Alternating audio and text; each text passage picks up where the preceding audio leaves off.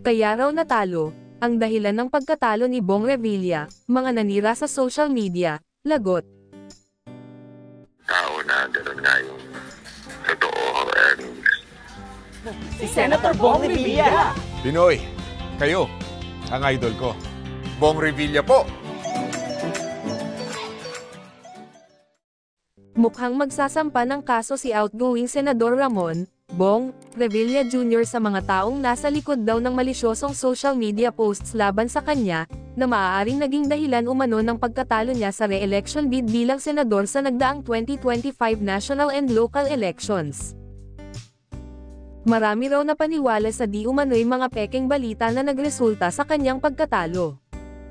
Partikular na pananagutin ng kampo ng outgoing senator ang nagpakalat ng balita tungkol sa umano'y responsibilidad niya na maibalik ang nawawala raw 124.5 million pesos pork barrel funds. Matatanda ang isang araw matapos ang halalan ay agad nang nagpahayag ng pag-concede si Revilla matapos hindi makapasok sa partial and unofficial election results sa senatorial race.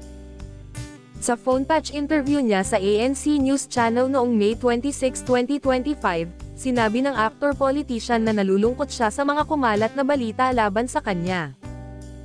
"I'm sad, di ba?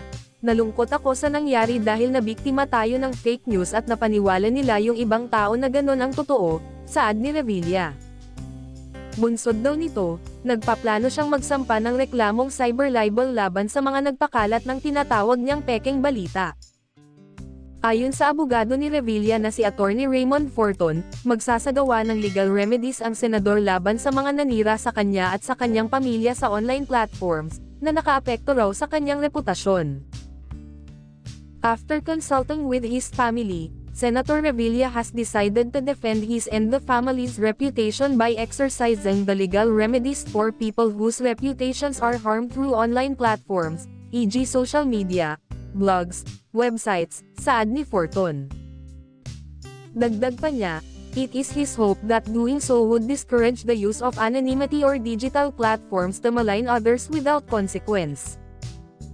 Samantala, wala namang tinukoy ang abogado kung sinong partikular na mga personalidad, entity, o organisasyon ang kanilang unang sasampulan ng demanda.